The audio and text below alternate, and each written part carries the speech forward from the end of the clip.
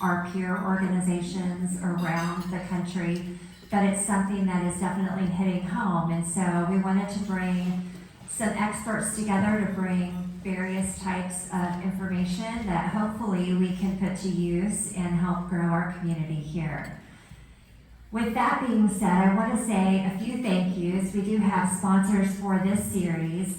Sugar Creek Packing Company, thank you Sugar Creek. Centerstone, First Bank, Meridian, and Reed Health. We also have Bethany Theological Seminary, Boston Beaver Forest Cross and Sickman, Contact Industrial Tooling, Epic Insurance Midwest, Parallax Systems, Richmond Comprehensive Treatment Center, and Van Fleet Insurance. Can we tell them thank you?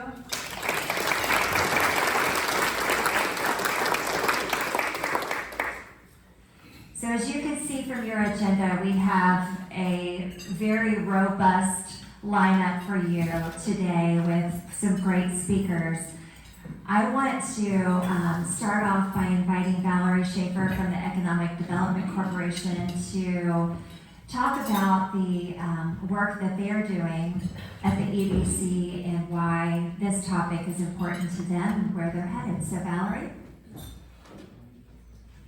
Actually, real quick before I turn it over, I will tell you that there are note cards on the table. If you have questions while we're presenting today, write your question down on the note card. At the end of the, after all the speakers have gone, we're going to give you an opportunity to just raise your note card up. Lynette will come around, pick them up, and we'll try and get through as many of those as we can. So if you have questions, just jot them down. We'll get to them later. All right, good morning, everyone. Thank you so much for being here today to discuss this important topic. I just want to briefly share with all of you why housing is an important economic development driver, especially here in Wayne County. So back some 18 years ago when I started in this industry, economic development was solely focused on business development, attracting new businesses to the community, and then helping our existing businesses expand. Later, it somewhat evolved to also include workforce development alignment to ensure we were training workers with the needs of our businesses. So along the way, we adapted to that. And then fast forward to today, and now the term economic development and the role of our offices has broadened even more to really include quality of place initiatives, and that certainly includes housing. Housing is an important economic development driver because if we don't have adequate housing to retain and attract talent to the community, we cannot grow and sustain our workforce. Access to talent is the largest driver today for business investments. With a declining population, that means Wayne County is relying more and more upon our commuters to meet the workforce demands of today. It's imperative that we continue to improve our quality of place to help convert these commuters to potential residents. That not only will stop population loss, but it will also help to generate additional local tax revenue so that we can continue to reinvest in more quality of place initiatives so that we can improve upon the community and build upon the infrastructure that we enjoy today. So for as long as I've been practicing economic development, I've not been aware of any county-wide housing initiative that we've had here in Wayne County. While we have experienced beautiful new homes being built, some being restored, those developments have not kept up with demand or fully adapted to changing market trends. So the results of the housing study that you will soon hear about provide valuable recommendations of suitable housing types that align with the needs of our community, but also what is lacking in the market that residents are demanding today. This study can be our roadmap for the types of development that can be successful here, and it's a great tool for recruiting housing developers to the community. So with that, I'm happy to kick off the lineup of speakers today by introducing the consultant that completed Wayne County's housing study that was released just back in December. So joining us virtually is Holly Ann Eganey, the Executive Vice President and COO of Tracy Cross and Associates. As EVP and COO, she's been responsible for the coordination of the project team assignments and all aspects of economic and competitive analysis conducted by the firm. In 2023, Holly was appointed to the firm's board of directors and continues to serve a dual role as the senior analyst, authoring feasibility and strategic planning analyses for the company's builder, developer, and public sector clientele. Her experience includes numerous large-scale master plan communities, urban infill, and redevelopment initiatives in both the public and private sector. In addition to feasibility and consulting responsibilities, she's also authored numerous white papers on regional economic trends and their impact upon residential marketplaces. Please join me in welcoming Holly virtually from the Chicago area.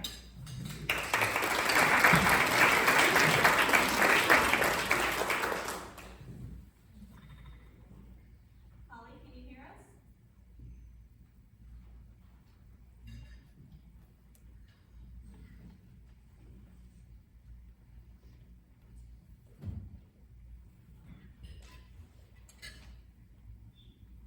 Holly, can you hear us?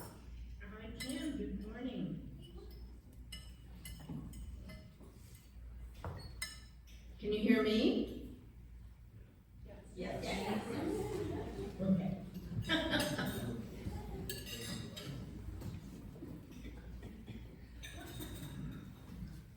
We'll get that tech rolling here. There we go.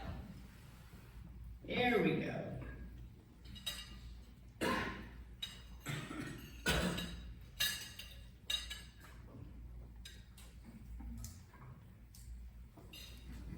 Holly, can you see everything on your screen okay? Yes, what I'm looking at right now is the cover page. Okay, perfect. We'll get going. Okay, thank you.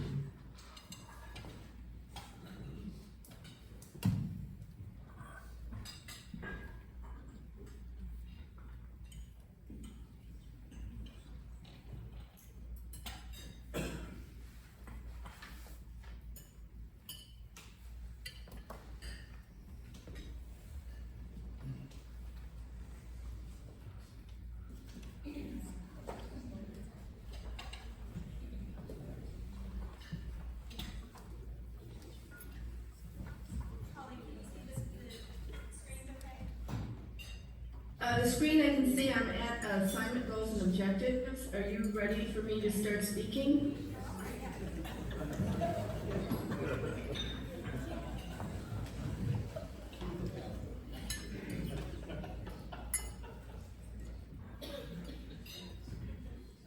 We are all set and ready for you, Holly.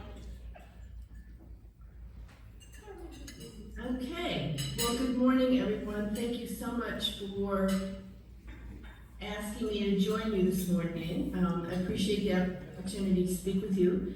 Very much appreciate the opportunity to work with the Wayne County Chamber and the Economic Development Corporation. We have been working with the EDC for about 2 years now on housing consulting and analysis for Wayne County. And this morning I would just like to present the results of our most recent analysis by way of background. As I believe Valerie introduced us, but as by way of background, our firm has been in business since 1980. Mr. Cross, our founder, was actually one of the pioneers of the residential market analyst industry. I have been with the firm for 31 years. We bring a national expertise to our clients. One of the benefits that we believe is that we bring to the table is the fact that we do work in markets across the country. So we have the ability to see what is new in the market, what is working, and sometimes more importantly, what is not working and why. And we can bring that to our clients regardless of where they are regionally, that understanding, that expertise, and the opportunity to introduce product that perhaps has not been introduced in the local market to date. We work continually with our clients, which include a broad base of municipal and public groups such as the EDC, as well as residential and commercial developers, multifamily markets, and private home builders. So we really stretch the broad base of particularly residential development as well as mixed use and commercial development. Lynette, if you want me to go to the next slide, please. For this assignment, this most recent assignment, we did a very deep dive into Wayne County in terms of its economic base. I spent a good deal of time interviewing local stakeholders, businesses, as well as employees who had recently transferred to the area to get an understanding of what their experience was in making their decision to accept a position in the region, and what challenges or opportunities they found in terms of housing.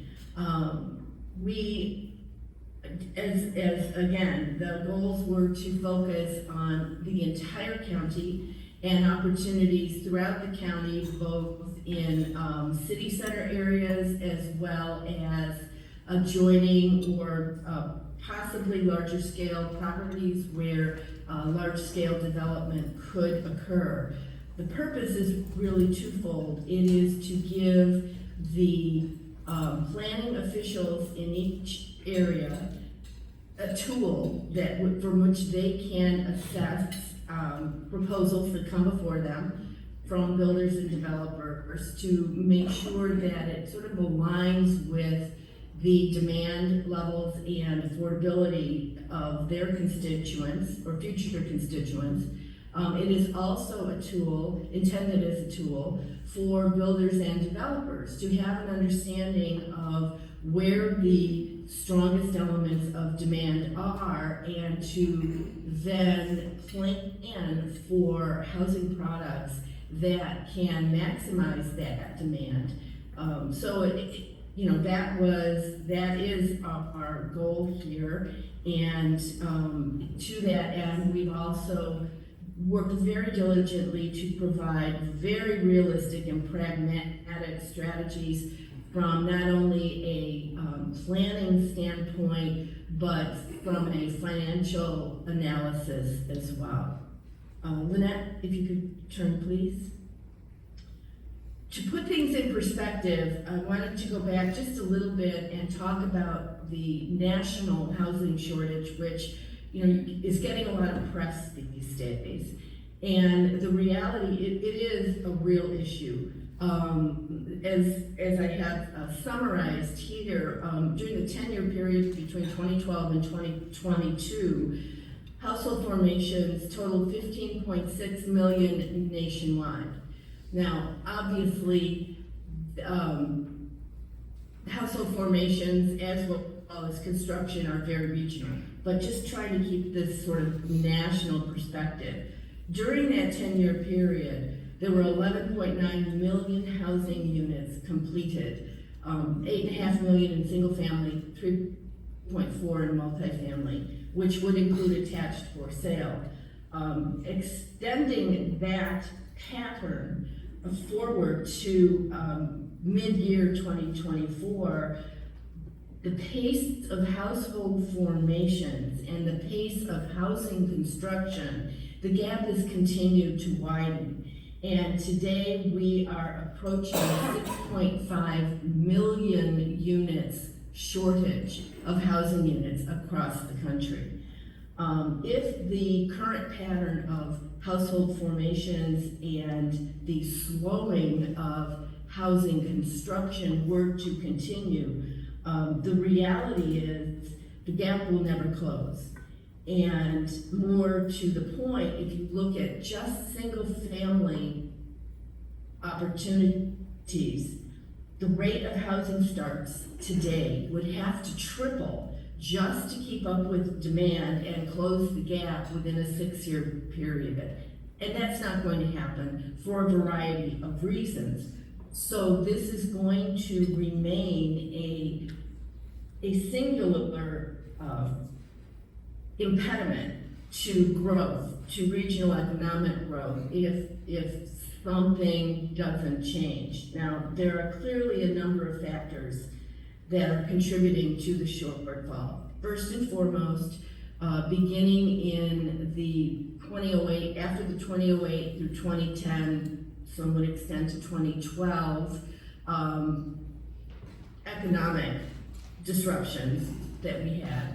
The home building community simply has not come back to the steady state of construction that was occurring, even prior to the housing boom. From the 1980s through the early 2000s, we were able to generally keep up with housing and household formations. That has slowed exponentially over the last 10 to 15 years. Certainly, more recently, the impediments have been supply chain shortages, a big problem with labor shortages, and pricing. For everything from lumber to transportation has driven prices, well beyond the affordability levels from the standpoint of builders and developers, and certainly from the standpoint of homeowners. That has had the impact, as I'm sure you all recognize, that has had the impact of driving prices of existing homes, again, much, much higher, or accelerating at a rapid pace that has not been seen in, 30 years. Unfortunately, that pressure has compromised affordability across the board. So, while I said this is a national situation, it is not disputed that the Midwest has borne the brunt of it. For a variety of reasons, the housing crisis is more pronounced here in the Midwest, and particularly in mid to smaller metro areas and rural areas. And Lynette, if you could please. Bringing it current to today, our interest rate environment has clearly complicated the situation. Purchasing power has plummeted. High interest mortgage rates, which today stand at, I believe, 7.2%, down from 7.8 a couple of months ago, but still high, very high, has compromised new homeowners' ability to purchase. It has also compromised the ability of existing homeowners who, upsize or upgrade, because many of them, those who still have a mortgage, are likely sitting on a mortgage somewhere in the 3 to 3.5% range. And one thing that no reasonable homeowner is going to do is to trade up mortgage levels. So we're in this sort of frozen market at the moment. Unfortunately, the impact of that housing shortage and this frozen market is having a direct impact upon employers. Employers throughout the Midwest in particular are struggling to attract and retain skilled workers because they come to a market, they have good job opportunities, but it has been very difficult for them to find housing that would be suitable, to transition their families. And that's across the board. That is for entry-level positions. The lack of quality new multifamily development has compromised the ability for, first job, career, starting your career positions. It has compromised the ability for middle management and certainly for executive management, because there is very limited new construction and inventories of existing homes are very, very low. And this is causing, per the interviews with local employers, this is probably the single most important issue that they are facing, is trying to help potential hires find suitable housing. Lynette, please. Again, there was no single cause for the housing shortage. There is no single or immediate solution. However, in Wayne County and with the Regional Economic Development Group, as but one example, they are being very proactive in terms of working with local employers to do workforce training, continuing education programs for local constituents as well as those considering moving to the area. They are looking to, they understand the importance of infrastructure improvements and to enable economic expansion, and they also have recognized that they have to keep up with a broad range of housing options and affordability. And it is that initial proactive recognition really which then brought us to the table in Wayne County. I would say that there has been great early success in a number of areas of the Midwest, throughout Michigan, Indiana, certainly Indiana, and to a lesser extent in Illinois, but we're getting there. And Wisconsin, where there have been a number of public-private initiatives started in recent years. Development of opportunity zones, neighborhood enterprise designations, land bank and land trust agreements, and other tax incentives are starting to work. There are a number of examples of regional authorities that are working with local employers and banks to offer, some form of, say, down payment assistance or mortgage interest rate assistance to qualified entry-level home buyers, workforce housing, if you will, to spur development and to kind of reinvigorate communities. Lynette, the next slide, please.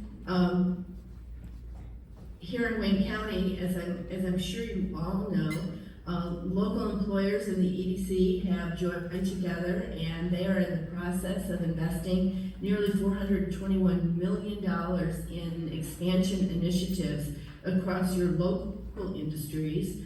It is expected that these expansion initiatives will create at least 184 jobs over the next 2 years. And as those initiatives start to take hold, the multiplier impact upon job growth as well as for sale and rental housing will become key. And in that, I would also add stabilization of established residential areas is going to be very important to sustain growth long term. Lynette. So, having kind of briefly tried to summarize the national situation, I want to focus strictly on Wayne County and the summary of our findings. And again, we've been working in the region for about 2 years, over the course of the last 2 years. And we affirm the fact that Wayne County does benefit from a strong and sustaining employment base, and as a result, there is more than adequate support for both quality Class A rental apartment development as well as a variety of ownership alternatives. Once again, it's very important to offer a continuum of housing types that can attract, across the board, people, young professionals in the early stages of their career, the middle income, entry-level home buyers, localized move-up, move-down purchasers, transferees to the region, both middle management and executive, and those that are desirous of low-maintenance lifestyles, which can be either in a rental or site condominium format. With that, we worked with the EDC and the city of Wayne County, or the city of Richmond, but primarily with Wayne County, to develop housing guidelines that would offer opportunities across a broad base of housing types and affordability levels for the region, and looking forward to what we anticipate to be continued growth in households and the economy. Lynette? Just briefly here to go over Wayne County employment. Richmond, Wayne County is defined as the Richmond Metropolitan Division. In 2023, we had a covered employment base of 29,349. I'm sure you all recognize that employment is concentrated in health and education, which accounted for 23.2% of total employment, 6,800 workers, followed by manufacturing with 19.4% of total employment, and then trade, transportation, and utilities. Although you can see, for the most part, you have a very broad and diverse labor base, which again points to the need for a broad and diverse set of housing opportunities. Lynette? I think the most important thing here to talk about on this slide is that while 57% of Wayne County's workforce live and work locally, a very significant 15% reside in the adjoining counties of Fayette, Henry, and Randolph, and Preble County in Ohio. And another 28% represent out-of-area workers that are commuting to Wayne County from other areas of eastern Indiana and or the greater Indianapolis, Anderson, Muncie, and Dayton, Ohio regions.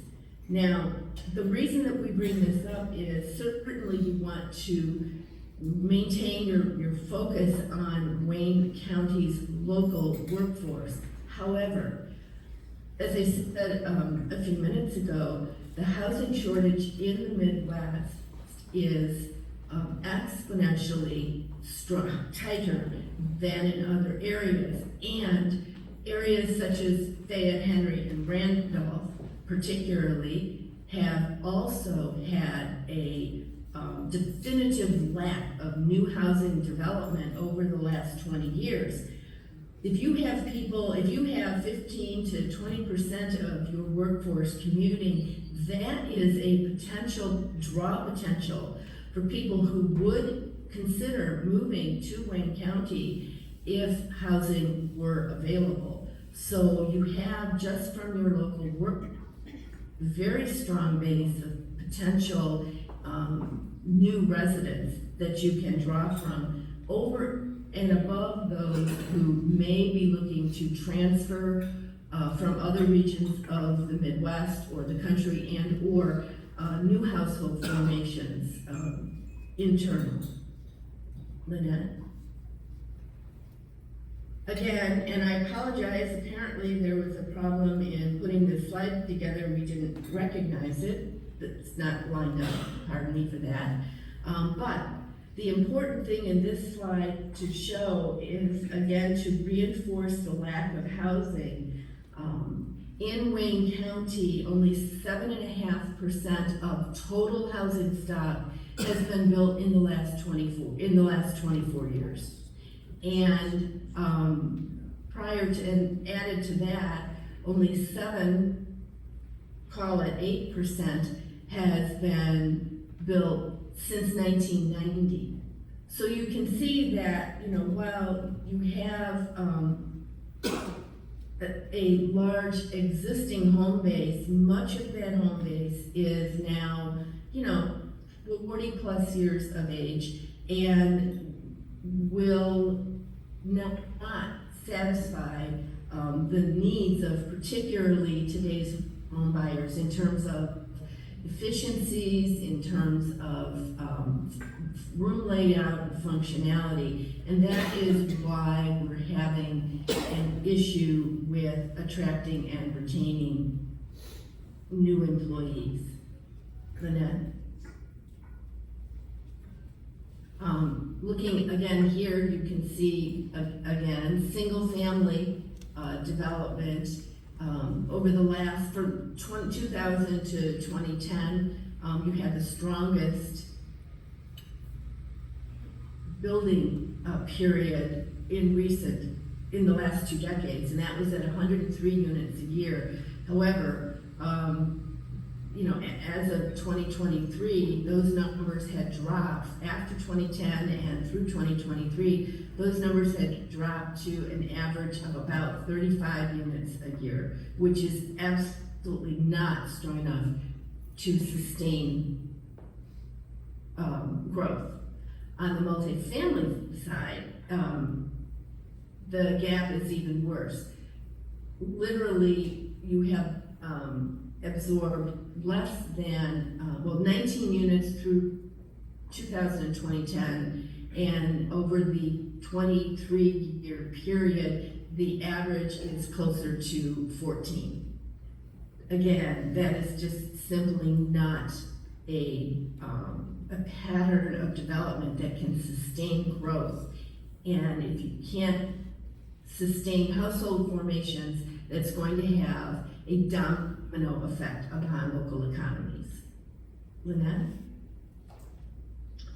In looking at, despite the potential lack of household formations or a moderate level of household formations in Wayne County, we strongly considered the potential for growth from economic expansions, plans that local employers have in the works to expand their businesses.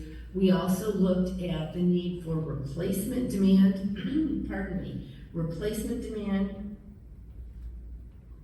as well as new construction offerings. And overall, we believe that the numbers suggest that Wayne County alone could produce 450 units a year in new housing, broken out between 165 units a year over the next 10 years. In for sale housing options, both detached and attached, and up to 285 units a year in rental housing. Now, I want to talk about the rental housing just very briefly here. 160 of those units annually would be market rate workforce apartments, Class A, amenitized apartment communities. You could do up to 125 units a year in affordable or senior, congregate, and supportive living housing if those needs, as those needs are evident as well. The most important thing about this overall forecast is that, and particularly as it applies to rental housing, these numbers could double or even triple in a given year over the 10-year period if supply were made available and competitive housing prices or rents are provided. So while this is a baseline average on an annual basis, it is not to say that you could not exceed these numbers in any given year or any couple of years at a time if product is made available. There is such strong pent-up demand for new residential construction in Wayne County that you could exceed these numbers at least 3 or 4 times over the next 10-year period if builders can get suitable land and work with communities in terms of approvals. Lynette? So, that brings us to the products. Next slide, please. Starting again with moderate density workforce apartments, we really see a need for a broad base of rental housing types. And I just started with, the more moderate density, and we'll move to lower density, but we believe that a number of projects up to 3 a year could be introduced. Those would include mixed-use developments as a part of city center areas that could include a component of adaptive conversion of existing buildings in the county's city center areas, as well as new construction where there would be some level of commercial, retail, or hospitality uses at street level with residential above. For the most part, these would be mixed-use developments, would likely be, they could be walk-up, could be elevator served. And those would stimulate then again the local downtown businesses, the local cafes, the local service providers, if they can increase the base of residents living in the town centers. In addition to that, there are certainly strong opportunities for conventional garden walk-up apartments that are of moderate to larger scale. We would suggest, we had listed here, and I'm not going to read the slide to you, but those communities should have a minimum level of amenities based upon the scale of the project. If you get to larger projects that would ultimately be 100 units or more, then you're going to have community amenities that are private to the apartment developments that would include expanded clubhouse areas, perhaps an outdoor pool, but certainly indoor-outdoor social areas, fit centers, the lifestyle amenities that particularly younger components are looking for. In addition to that, we have suggested a 2-story garden-style apartment development. These are very, very popular product forms throughout a number of areas in Indianapolis, in Ohio, throughout the Midwest. They are a private entrance, 2-story idiom, so that first floor, and they have a component of direct access single garages. So each unit has its own private entrance. They effectively live like a manor home or a townhome, but they can be developed in buildings of 8 to as many as 20 units. They generally appeal to sort of that next level of renters, either renters by choice or young families who would, like the opportunity perhaps to ultimately look for a single family home, but from an affordability standpoint, they're not quite there yet, but they've grown out of the garden apartment lifestyle. Lynette? Moving on from that, we also see good opportunity for ranch duplex villa development. This is a product line that will fill the needs of not only new households and people moving to the area, but also a component of resident households who, may wish to stay in their community, likely wish to stay in their community, but no longer want to have the burden of maintaining their home. They are a ranch-style unit with direct access garages. They have private back, patio space. But they are in a rental format. Now, in this idiom, I think these could be done in an enclave area throughout that maybe adjoins an existing residential area throughout the county. Or they could be if larger planned developments where you have a multitude of products are being offered. This could be a planning area where it's just its own little private neighborhood, but has the advantages of sharing parks and green space and other pastoral amenities with the larger planned development. So they're still part of a community, but they have their own neighborhood.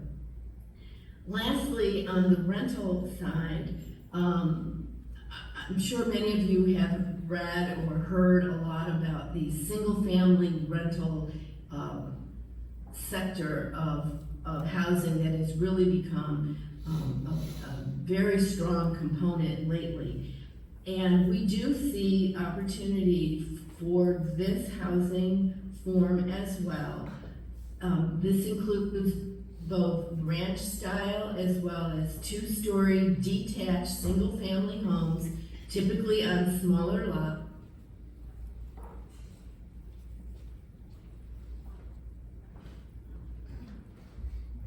Caveat to these communities work for especially areas where you have a strong component of contract workers who, may be here for engineers, for example, who may be here 2 or 3 years on a particular project. They don't want their families to be in an apartment. They would like to be able to be established in more of a single-family home, but are not committed yet to the region. Now, the caveat to the single-family detached rentals is this is not a private rentals type of situation. This type of community must be developed and managed by a private company whose focus is on maintaining, just like a conventional apartment community, maintaining the common areas. All of that is taken care of, and there is a single management firm. So I don't want anyone to make the comparison to private rentals, which are, scattered throughout a variety of communities. That is not what this is or intended to be. But these are very, very popular. They're also very popular for particularly a younger component who has elected to remain renters. They do not want the commitment of home ownership. So that is an option also to be considered. Lynette. Moving to the for sale sectors. We started out with obviously the lower density duplex and triplex development. There is strong opportunity for development of attached for sale alternatives throughout Wayne County. Again, in parcels that are part of or adjoining established residential areas, as a component of larger planned developments. All of these homes will attract, for the most part, a local downsizing resident, but they do appeal to primarily childless couples, younger childless couples, and I would call it non-traditional households, perhaps a couple with, an elderly parent. I mean, there's a variety of ways that these units will be attracted, but there is very strong opportunity for this and very limited options in the marketplace today. Lynette? Moving into single-family detached, as you can see, there is a wide variety of single-family detached development opportunities throughout Wayne County. starting with site condominiums, which again are single-family detached homes. They can be developed with front or rear load garages. They are typically on smaller lots, and they are a low-maintenance option. So the HOA takes care of all common area maintenance, depending on the way that the covenants are developed. They can either be private streets where the HOA handles snow removal, etc., or they are part of the public streetscape. But the maintenance of the home, the maintenance of interior and exterior of the home is the responsibility of the homeowner, but all landscape common areas are handled through the HOA. This is an alternative for those who would like to perhaps transition, but would prefer a detached alternative. And then we move into conventional single-family detached opportunities on a variety of home site sizes, extending from what I would call a typical production-oriented units at 55 to 70-foot wide home sites, moving into semi-custom and custom home sites, larger lots, maybe from 85 to 100. These are beginning with the 55. This is your entry-level family mainstream housing product, 55s and 70s. And then you get into your middle management and executive level homes. These housing products, inclusive of a form of rental, could all be incorporated into larger scale planned developments where each neighborhood has, there's defined neighborhoods, or in terms of the single family, you could combine some of the 50 to 85 foot wide lots so that there isn't necessarily clear designations of housing types. But in any respect, these homes could, these master plan communities have strong opportunity as throughout Wayne County. It is obviously going to be areas where you have good access to highway systems and shopping. Smaller scale developments also can be done as an infill, as a form of transitional landscape. And to this latter point, I'd like to talk just very briefly on the urban infill opportunities. Throughout Wayne County, as I said earlier, we've had less than roughly 15% of your entire housing stock has been built since 1990. You have a lot of beautiful older homes that are in your city centers or adjoining your city centers, walkable to the downtown areas, many of which have already been purchased and updated. But there is an opportunity to work with the city to continue to bring those historic neighborhoods back to their former glory. I mean, these are homes that realistically you couldn't afford to build today, but they are a very important part of the landscape, and they can provide a beautiful transitional architecture if there are incentives in place with city or county organizations to assist homeowners, future homeowners, in taking on those projects. And I think it's a very, very important segment of the housing, more so than your typical suburban development, because you have to ensure the stability and the viability of your town centers, of your city centers, in order to ensure the viability of the community as a whole. Lynette? To this end, and this, I believe, is going to be our last comments here, there is opportunity, as I said, there may be need for development of affordable housing and or senior supportive living housing. These projects, again, should be placed in areas throughout the county that are adjacent to retail, commercial properties, and or have access to public transit, so that residents that are eligible for these housing forms have, acceptable access to employment.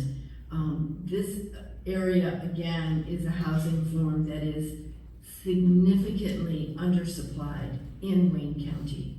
And that is especially true of the senior supportive living sector.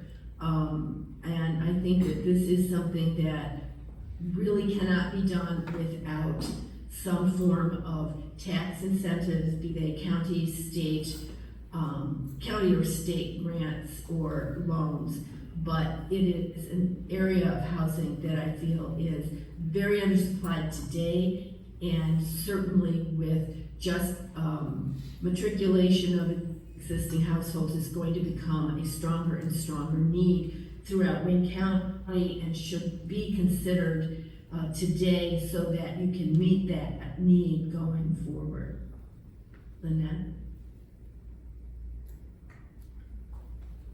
Thank you all. I know I breezed through a lot of this rather quickly, trying to stay on track with timing, but I'd be more than happy to answer any questions if there are any. I have one. You've done a great job expressing the need for housing in our community, but looking at our demographics, we have a 21% poverty rate. We have one of the lowest per capita incomes in the state of Indiana. I wonder about the affordability issue. I see the need, but how do we transition between those folks that don't have the incomes to be able to afford these opportunities in housing? Well, there are a number of ways. I mentioned early agreements. There are some really very interesting things that are being done, utilizing those tools on a county and state level. And what is being done now is the development costs are being done in a tax deferred manner. Let me give you at least one.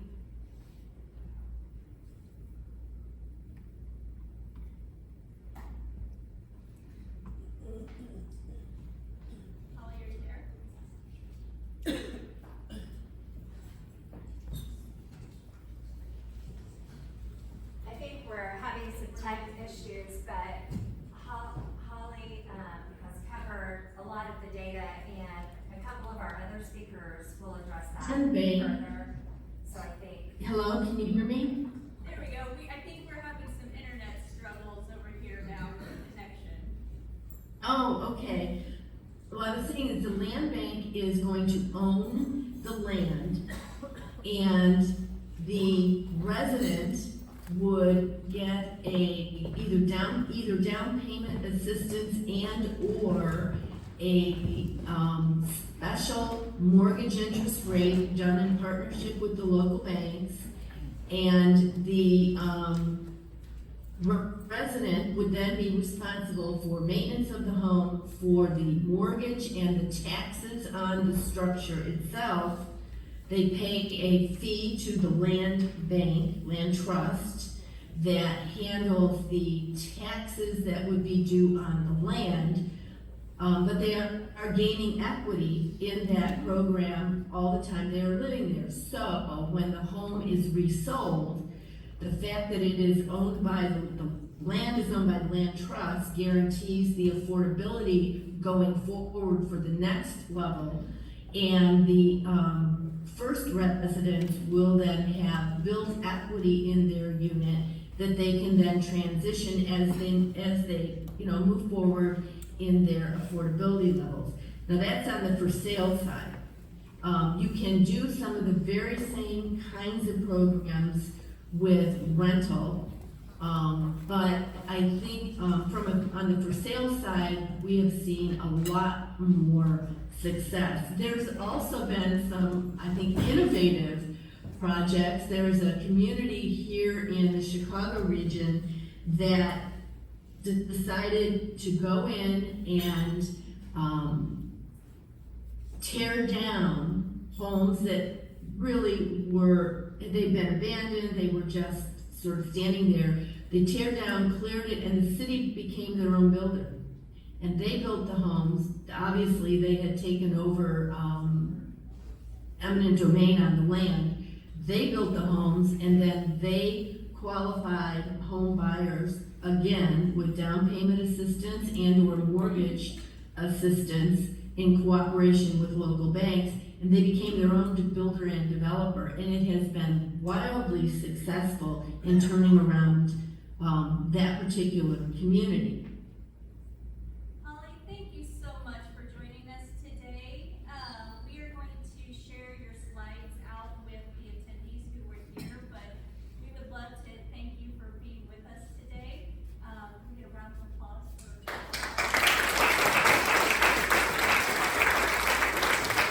Thank you all, and I'm happy to answer any up at a future date. Thank you so much. Have a wonderful afternoon. Have a good day.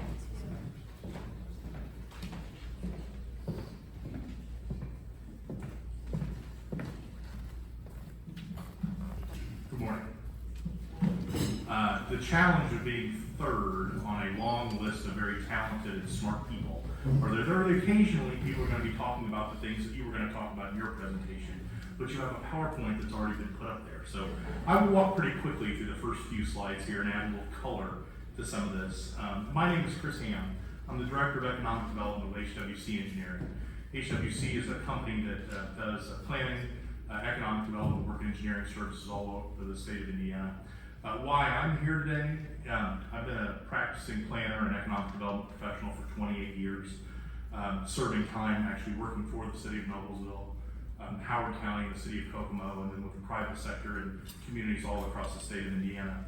HWC probably does more civil engineering work for residential developers than any other company in the state of Indiana. Over the last 10 years, we've been involved in over 17,000 single-family lots that have been developed across the state of Indiana. So we understand what developers are looking for and what communities are doing. And my intention today is to share a little bit of some best practices and a little bit of case studies for you to kind of understand what's happening in other areas around the state of Indiana and how that may be relevant to Wayne County and the city of Richmond. So we'll go ahead and get started. From a historical perspective,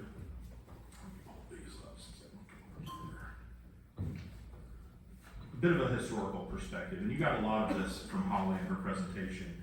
In 2018, the Indiana Business Research Center did an analysis of growth projections for the state of Indiana between 2015 and 2050.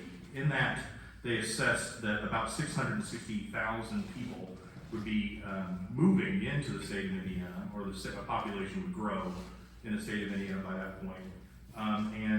Nearly 80% of that growth would happen in central Indiana over that time. That paints a pretty stark picture for areas outside of the metro Indy area.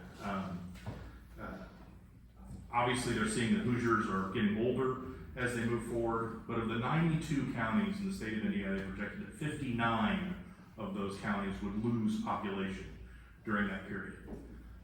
You've heard how important residential development is for economic development. I'll talk about that a bit in a moment.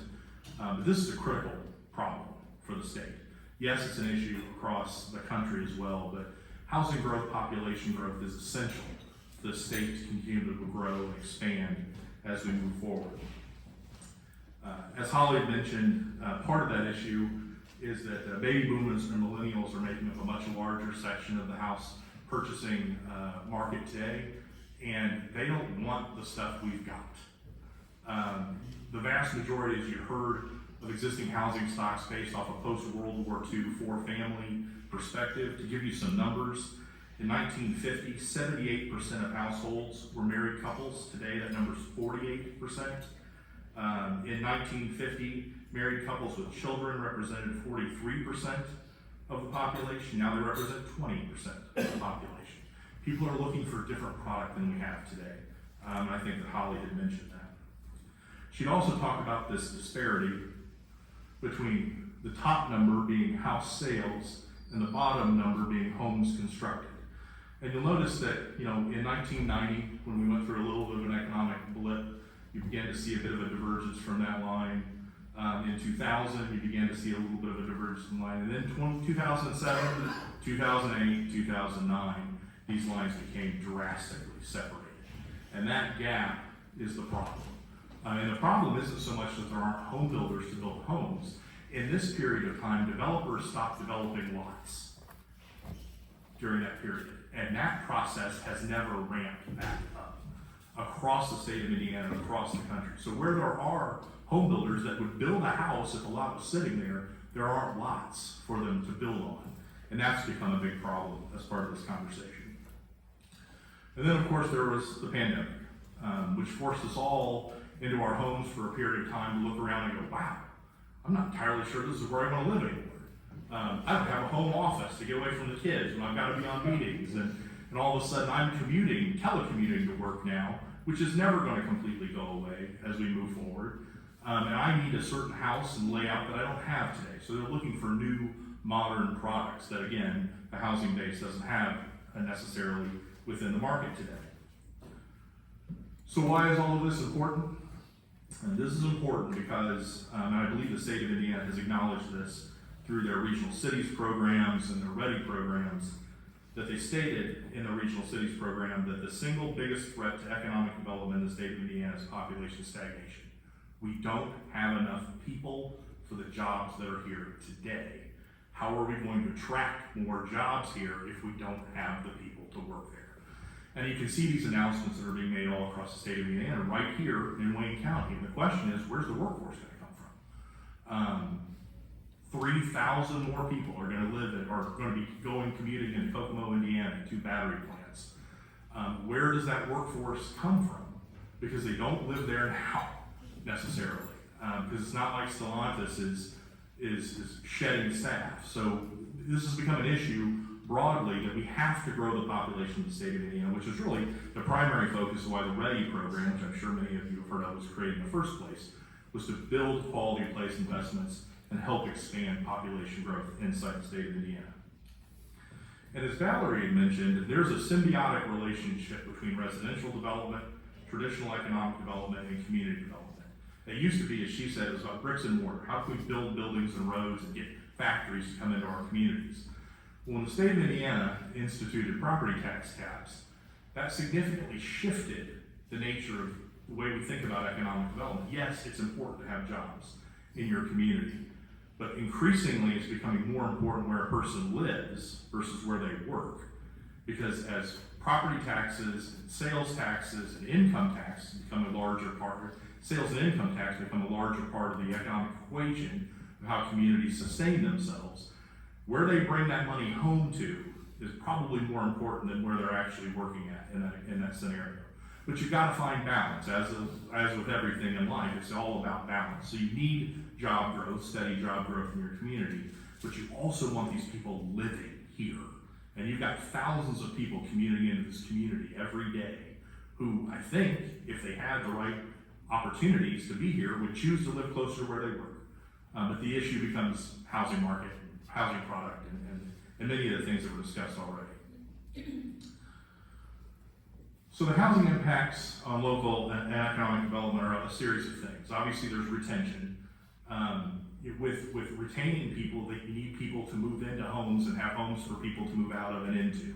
It's called churn in a lot of markets. You don't have that here because there's not been enough new product created for people to move into, opening up other homes, maybe more affordable homes for people to backfill into, so retention becomes an issue. Obviously, population or attraction, when you've got a core group of commuters who want to be here, if you just give them the opportunity to do so with the right products, the right locations for them. Revenue, which we talked about with the property tax caps, and the side benefit of these people bring kids, and kids go into your schools. And if your schools aren't already at capacity, each one of those kids brings $7,000 to $9,000 with them, since the money follows the kid now. And that's a tremendous impact to the actual school corporation from a serviceability perspective. Obviously, the enhancement and expansion of quality of life is important. And then this first wave catalyst conversation. If you talk to site selectors across the country, and this has been the case for as long as I can remember, they will tell you that the number one issue that they look for when they're citing new businesses is the availability and cost of labor. Because they have to have people that can work there. They want highway access to, and they want incentives, they want all that stuff. But the number one issue is availability and access to quality labor, and the cost of that labor when they get there. So what are developers looking for? You already heard that there is a strong market demand for housing in Wayne County. So why isn't it here? Why aren't they doing it on their own? And the simple answer is market demand isn't enough. It takes something else as part of this equation. And developers understand that. If market demand would do it already, you'd have 200 homes being built a year in Wayne County. That actually, in most places in the state of Indiana, that would be happening because there's market demand all over the state of Indiana. But it's not quite that simple. You know, there are several factors that weigh into a person's decision on where they live and where developers choose to develop. Consumer preference is a big part of that. You know, is the product that they desire being delivered in the community? Are the market conditions right? And clearly, you heard this morning they are right here in Wayne County for development. What are the land values? What are the costs from a development perspective that's been inhibiting people from developing lots along the way? And then what are your local zoning regulations and rules? I mean, how hard is it for somebody to get a project approved inside of the community? You know, from a local perspective, developers are looking for partnerships. They want to be partners in your community.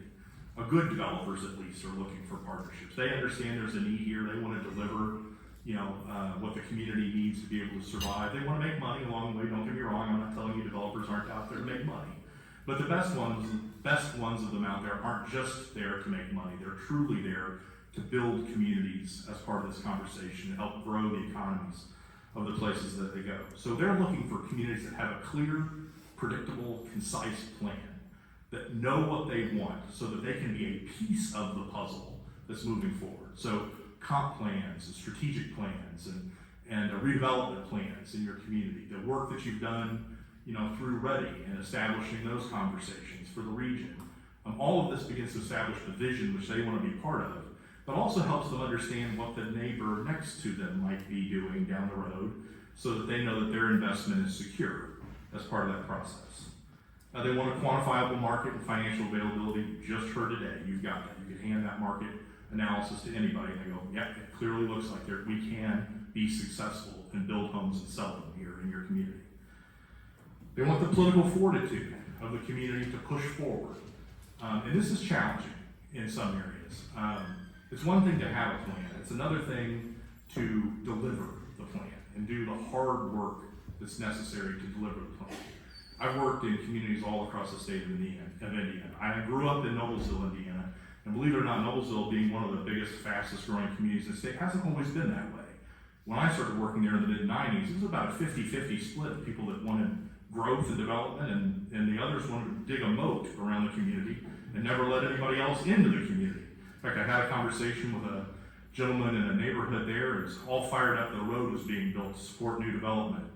And I said, well, I get that. And he goes, well, what do you think the problem is? He goes, well, it's all these new people in the community. I asked him, well, okay, how long have you been here? He goes, I moved here 2 years ago. I'm like, well, I've lived here my whole life. So it's all perspective, and I understand that.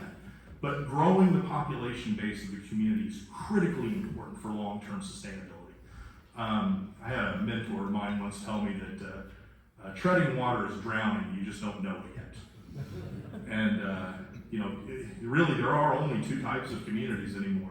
And this sounds harsh, but those communities that are growing and those communities that are dying. And there isn't a lot of in between anymore. And with the opportunity that's in Wayne County, with the opportunity that's in the city of Richmond, clearly Wayne County can be a growing, dynamic community moving forward. Because there's tremendous opportunity here to be able to succeed with that. So how can communities support residential development? It's a risk-reward issue. As with every decision, every business decision you make in life, economic development decisions used to be made on where can I go and be have the greatest likelihood to be successful. And then 2008 happened. And all of a sudden the question became not necessarily where can I go to be most successful, where will I go that I have the least opportunity to fail? I can't be the guy that gives the next bad loan to a thing that doesn't happen. So it's all about risk. So how can communities partner with developers to reduce risk in the equation? And there are some ways to do that. Being proactive and helping to prepare for development. Market study, first step. Clearly you've done that. Looking at your zoning regulations to understand what those things look like. Helping identify properties, maybe even going securing properties in areas. Taking the risk out of negotiating with private property owners who, the minute they hear that somebody's interested in the ground, a $20,000 an acre piece of ground all of a sudden becomes worth $50,000 an acre, which makes that very challenging and difficult as you move forward. The considering of incentivizing developments, and incentives are one of these funny things in economic development that everybody gets. Some people get tense when you start talking about tax abatement, TIF, and things in the projects. I had another mentor of mine. I had some great mentors in my life.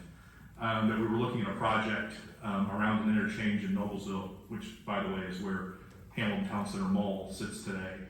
And we were getting pushback from people about putting $40 million of infrastructure out there to incentivize that, to grow that area, which I think history has shown that was probably a good decision. And there was a meeting and somebody stood up and said, I don't understand why we're spending all this money to support people that are just there to make money. They're going to make money anyway. And the comment was, well, you got to understand that tax abatement is a deferred thing. It's not you're not giving money away. It's not like you're reaching in your pocket and handing them money. You're simply saying that for a period of time, we're not going to collect the money. And at the end of the day, beans and jackrabbits don't pay a lot of taxes. And without the infrastructure, what we've got are beans and jackrabbits, which is what, and Deer Creek Music Center were about the only things that were out there at the time. So yes, you've got to partner and incentivize strategically. You don't have to give everything to everybody, but you have to be strategic about the way you invest in the products and the developments that you want to be able to help make them successful. And then encouraging creative partnerships, partnering with the developers in ways. You heard some things today during the presentation on how you can do that. Ready is a great example of how the state is partnering with regions who are partnering with developers to help provide childcare in communities, which is a critical need across the state of Indiana, housing across communities, quality of life improvements inside your communities. And all of that requires, fortunately or unfortunately, partnerships that are moving forward, and those strategic partnerships then yield benefits down the road. And hopefully at the end of the day, if you incentivize the first development, maybe you don't have to incentivize the second development as much, because now you've got a proof of concept. All of a sudden you've got a plan that says, I can build 300 homes a year in Wayne County, and people go, okay, well, why hasn't it happened in the last 10 years? And then you get somebody in here, and in the first year they go sell 50 homes in a subdivision, and all of a sudden you go, see, the market study's right. It's not just a piece of paper, it's proven fact that you can go build homes. So maybe the second development, the third development, fourth development don't quite need as much incentivization. But certainly, the old adage is pioneers are the ones that took the arrows, because they were the first ones there, all right? And you gotta help the pioneers, the folks that are trying to come and invest in your community, help them be successful, because if they're successful, it'll make it easier for others to come into the community and want to be part of that success as well. So I just want to talk about a handful of case studies right now, and I'll add one to the end of the presentation as well that just came to mind as we were sitting there listening before. But the city of Kokomo and the town of Rushville. What do the city of Kokomo and town of Rushville have to do with Wayne County? Nothing specifically, except they have the same kind of issues you have right now: stagnant growth, no population growth, no development happening in their community. And Kokomo, for example, 15 years ago took an aggressive approach to building quality of life investments in their community, specifically in their downtowns. As a result of that investment, they've had a series of successful, mostly multifamily developments in and around their downtown. One of those is the market rate project at 306 Riverfront District. This was a Flaherty & Collins development, 198 unit development, in place now and operational. In total, a $32 million investment. Flaherty & Collins came in and said, look, we will build this project, but it was an old industrial building in town that was going to be rehabbed and then expanded upon. But we can't do it on our own, we need help. Kokomo came to the table and said, fine, we'll go help you receive an EPA brownfield redevelopment grant for the project, which was one of the pieces of the capital stack that allowed that project to happen. But then they went further and said, you know what, we'll go ahead and buy the building and contribute the property to the project, so that reduces the cost, reduces the risk overall profile of it. We'll put in place an edit bond and a TIF bond to be able to support the project. And I think at the end of the day, they incentivized this to the tune of about 40% of the project cost when it was all said and done. And then made a series of improvements and waived some fees just to be able to get the project risk down. It made it easy for them to pull the trigger. And then as soon as the thing was under construction and built, they started leasing. The thing's completely leased up today. Tremendous success. 200, 300 more people in their downtown shopping in their downtown shops right across the creek from downtown as part of that project. But it wouldn't have happened had there not been some incentive. And by the way, if you think this is only exclusive to places that haven't had development in place, every development that happens in Noblesville and Carmel and Fishers gets incentivized. Now, maybe not the single family stuff, but everything in their downtowns all get some sort of incentivization to them. That's part of that conversation. So it's not just happening in places that are more rural and more outside of metro areas. This is happening even in the most successful and dynamic areas of the state of Indiana. The second development project was an affordable multifamily project in their downtown. TWG Development did it. 69 units. In this case, the city participated with land contribution again, provided some money for demolition of the existing businesses that were there, waived fees as part of the conversation. Again, trying to bring the capital cost of the project down to make it viable to happen. University Park in Kokomo is kind of an interesting project. It's actually student housing for IU Kokomo. IU Kokomo doesn't have student housing, they have no resident housing base, but plenty of students attend IUK. In fact, I think they may be one of IU's fastest growing regional campuses as part of this discussion, but there was no particular student housing. You were living in apartments and other places around town. They partnered with 6G Development to actually build apartments, which they, I believe, exclusively rent to students at IUK. They're single family or a single bedroom to 4 bedroom units, feel like a dorm as part of them. They don't feel like a traditional apartment. They feel like a dorm, but they are apartments as part of this. The city offered a tax abatement for that project to help incentivize that moving forward. And then there's the city of Rushville. Little Rushville, 6,000 people now. For perspective, Kokomo is closer to 60,000 people in population. Rushville, 6,000 people. Again, just outside the Indianapolis Beltway, struggling for growth and development over the last several decades. They took a very proactive approach. The leadership in Rushville has been very aggressive in promoting development. They won a stellar application. They've done, their motto is plan the work and work the plan as you move forward. And they got a stellar designation in 2016, which fortunately we were able to help them with their application in that project. They've done a series of quality of life improvements as part of that effort. And then a housing project included in that, in their downtown called Campaign Quarters, an old hotel in downtown, 19 units in it. It was a stellar project. It was a revitalization of an old building. They used IHCDA, or Indiana Housing and Community Development Authority tax credits to be able to support this project as part of the stellar funding process that was there to help incentivize and develop that project. And then really interesting for them is a community of 6,000 people hadn't seen a house built in the community in decades. They went out and bought 49 acres, the city of Rushville did, And as part of that, they master planned the thing for a series of villas and home constructions, a master planned development owned by the city of Rushville as the developer in this conversation. The first project there was the phase 1 of the Rushville Villas, which is an apartment complex that included 48 units in it. Before they were finished construction, all those units were leased, pre-leased and ready to go in their community. They used a series of development incentives. They put in place what I believe was one of the first residential TIF districts in the state of Indiana to be able to support that project. And then partner with KDC and have done all the development infrastructure for it.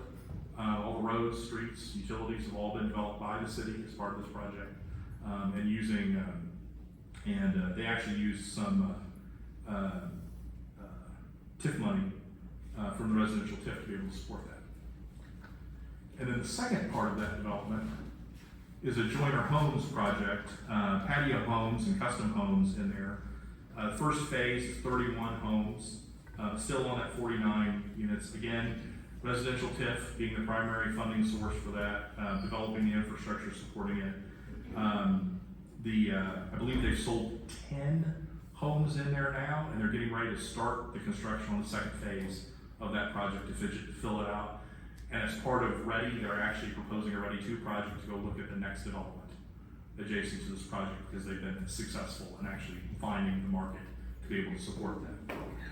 And then the last community I want to talk about is North Vernon real fast. North Vernon's an interesting scenario. They are about a 6,000 person community in Jennings County along the I-65 corridor.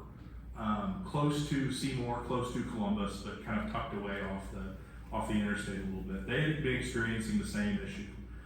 As part of READY 1, they went out and secured a $3.2 million allocation. They married that with $3.2 million of their own TIF money, and they are self-developing a 50-acre site for 111 homes in the community. They did this through a creative project delivery process called BOT, or Build, Operate, Transfer, which allowed them to go partner with the developer as part of the process, and then have that developer go secure builders to build inside of the development. I bring this one up only because I think this is probably one of my most exciting proof of concept deals. The actual infrastructure construction on the site started last fall, completed still underway now, but the first phase was completed in April. They have 10 homes sold, or 10 lots sold already, 7 homes under construction in 30 days after the first opening of that subdivision, because there is demand. And they knew it because they had a housing study that said just what your housing study said, is that, yeah, we can build 150 homes here over a 5-year period, so let's get to it. And the demand's been overwhelming for their perspective, much faster than they even anticipated as part of this conversation. So the moral of the story is, even though you've got a market for this, the market won't bear it alone, because if it did, you already have 300 homes under construction here. To be able to actually deliver what you want and make sure it's in line with your vision of what you want, partnerships are critically important here, and that requires financial assistance out of this. Now, you always need to be looking at what your return on investment is on any strategic investment you make. That return on investment isn't necessarily money every time, because if all of a sudden you're getting 300 more people into your community, and they're in the locations where you want them to go, and they're in your businesses, and new businesses are coming into your community, the tertiary benefits of that can be just as important as the actual tangible money benefits of that. But the key to success and long-term sustainability for every community across the state of Indiana is they must find ways to grow their population. And that's why the READY project's been so important across the state, because the communities that are leveraging it and using it will really help be able to kickstart those processes, build those proof of concept, and then let the market move itself from there once you get going. So thank you all very much for this conversation. I think we're taking questions at the end, is that right? So thank you all very much for being here this morning, letting me be here this morning.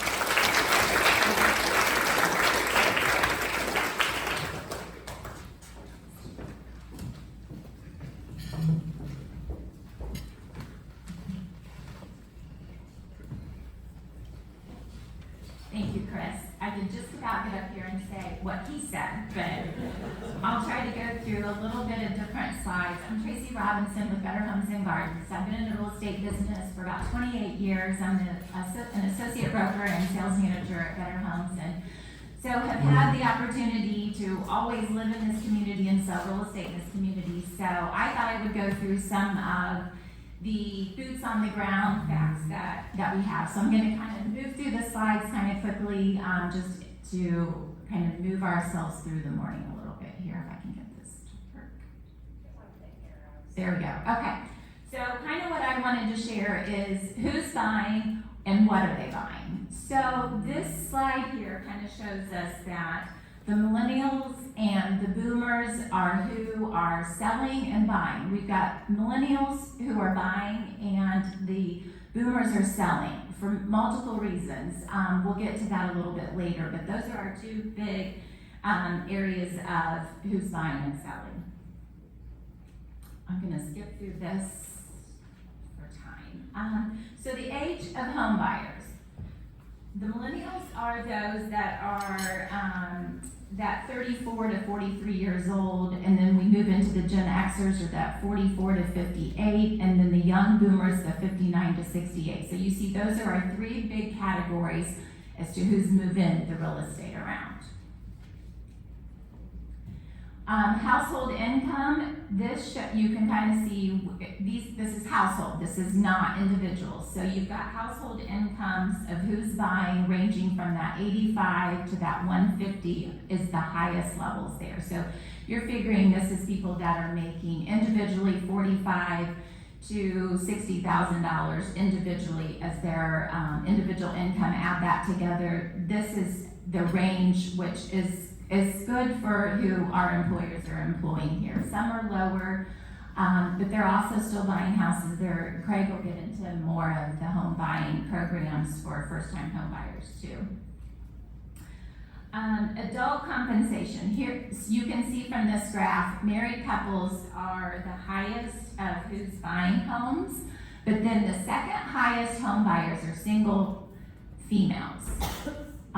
We tend to be who's next in line to married couples that, I don't know if it's just because they're more responsible or what the thing is, but that's the second category. That category has been number 2 to married couples for several years in a row now. We also talk a lot about multi-generational homes. We have a lot of people who call and need a home that has, we have to call it something different now, but where their parents are living with them, or they have boomerang children coming back. So they're needing homes that have the basic home, but then another ensuite or something for a parent on one level, to where mom or grandma or somebody can get into the home without any steps. So we see a lot of that right now, that we get those requests for, we just need an extra space with a little kitchenette or something like that, to accommodate an aging parent is the main reason for that. Then we also see, and some are for healthcare reasons too, where they may need a little bit of help or a healthcare provider to maybe live with them part-time as well. First-time home buyers in the age group. First-time home buyers tend to be around that, the highest group in that 25 to 33-year-old age is the highest. And then the 34 to 43, we have some who buy a little later in life now. But they are buying homes. Sometimes you hear that people are waiting a little longer to buy homes. I think we're seeing that trend going back to where kids they're not impressed with driving. I think at our age, we wanted to drive as soon as we could, so we saved for our car, and now kids are doing better at saving for a house. So they're buying houses a little sooner. Prior living arrangements. This shows the percentage, a pretty high percentage of who is moving but owned a previous home. You're looking at 51% owned a home and bought another home. So that's pretty high. And then rented an apartment or a house and then purchased a home. So you see that both our home ownership as well as rental and lease are also high marks there as well in those percentages, all the way across the board at all ages. Talking a little bit about the primary reason for purchasing a home, obviously desire to own a home on my own. We hear people that have decided that they would, it's an investment. It's always been the largest and best investment anyone can make. That along with the second is a desire for a larger home, move-up homes. And a little bit about that, Eric, to kind of talk about that is that domino effect as the baby boomers are in two-story homes and now they need to go down to the one-story home as they want to sell their larger 4-bedroom, 2.5-bath home. Then that opens that up for the families that are in the smaller homes to then move up as their families are growing to move up. So it's kind of a domino effect of when someone moves out of a larger home, then we get the smaller family who will be building on to their family and the number in their household to buy that larger family or that larger home.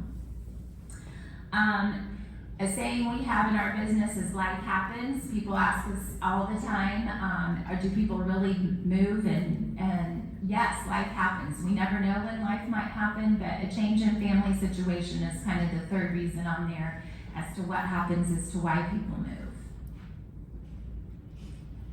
Types of home purchased. A detached single-family home obviously leads the pack, but second to that are townhomes and row houses, gaining lots of popularity. So those two, while there's a huge distinction in the percentages, but you do see that if you look down at the bottom of the graph, the townhomes are much higher than any of the other homes listed, but second to single family. So I think we can conclude that single family homes and then the townhomes come in second there as to what kind of housing needs that we have here, even in our community. Size of home purchased, the 1,500 to 2,000 square feet would possibly be a beginner's home or maybe second home, but that 2,500 to 3,000 square feet also is very popular in what we see. 2,000 square feet at least is what we get a lot of requests for. 2,500, I would say, even better. Number of bedrooms and bathrooms, 3 bedrooms or more lead the pack. Obviously, and then 2 bedrooms behind it, which has a little bit to do with an aging community of needing single story homes again. I find it funny that bathrooms are a huge thing now. Everybody wants 2 baths, even if it's a 2-bedroom home, they want 2 baths, and some 3 baths. People want more bathrooms than bedrooms anymore. I'm not sure what that's about, but it's always, people ask for 2 baths, 2.5 baths, more than a garage. I don't know what that's about, but I found that to be kind of an interesting trend in that slide. How long do people stay in their homes? We typically say about 7 years. This kind of says 8 to 10 years is kind of the highest range there of how long people stay. The 4 to 5 years, 4 to 5 to 8 to 10, and then we see them cycle out back to that life happens again. And I found it funny that the age group of the 16 to 24, they think they're going to be in their forever home as their first home because they're so in love, they're first time home buyers, and then that doesn't happen. That kind of talks about this on this slide where they're never going to move, and 23% of those first time home buyers say they're never moving. Well, they will. Definitely. They're going to move. So these are the top reasons that, factors that cause people to move. Move with life changes, and then the ones that say they're never going to move. And then household members' health, and then they move with a job or a career, or they want a nicer home or a larger home, and also desire of a better neighborhood. As cities, towns evolve, neighborhoods kind of change, either to the good or the better. So sometimes people want to change neighborhoods. Walkable neighborhoods are very important. We get asked a lot, are there sidewalks? Can we walk? People walk their dogs. Walkable neighborhoods are very important to people. So that's kind of the last slide, but I kind of wanted to do a little bit of just some facts about what's going on in our local market. Wherever we go, we get asked, how's the market? Well, inventory is the major concern right now. We used to love when buyers called us because they wanted to buy a house, and now we're like, oh, could you be a seller, not a buyer? Because inventory is very, very low. When I prepared this presentation, I checked on our local MLS, and this has been running pretty consistent on, and I think it was June 14th, there were 80 houses, active listings in our local Wayne County area on our MLS. 80 houses in the entire Wayne County. That's not very many, which gives us about a 1.5 months worth of supply. And when you're selling 50 to 70 homes a month in our area, in our local MLS, you can see we don't have much to choose from at all. Days on the market, if you see a days on the market number and it says it was 30 or 45 days or 60 days, in our local MLS, that means from the day it went active on the market to the day it closes, not the day it went pending. So the average day from list to a pending and accepted offer is about 11 days right now. Houses are selling at about 94% of their list to sale value. So if we're doing our job in pricing them correctly, they're selling quickly and nearly at list price. A lot of times we get asked, our houses, what are the prices doing? Are they going up? Are they going down? I think they're pretty much staying the same across the country. And in Indiana, we sometimes a 6.1% appreciation. We're still seeing. It was 12 to 17 for a while during the pandemic. Those days are gone, but 3 to 6% is still pretty good per year. What are buyers looking for? They are looking for 4 bedrooms. 3 to 4 bedrooms, but 4 bedrooms seem to be very popular right now, with 2.5 baths, 2 gathering places, a living room and a separate family room, a bonus room or something like that. People are wanting extra spaces. The kids go over here, watch their movies on their electronics, do whatever. Parents want a more casual area as well. So 2 living spaces within the home are very popular. Outdoor spaces have gained a lot of popularity. 2 and 3 car garages are almost a definite ask, and then a home office for many people also.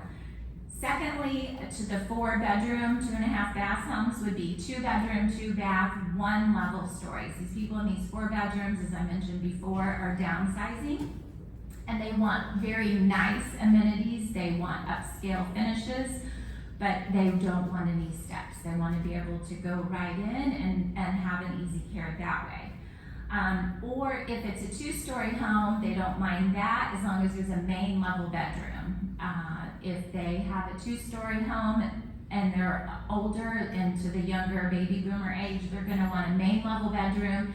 When kids or family come to visit, they can put them upstairs. So main level bedrooms are very important in 2 stories as well. And especially if they're going to stay in that home for several years, then they can stay there longer as they age as well.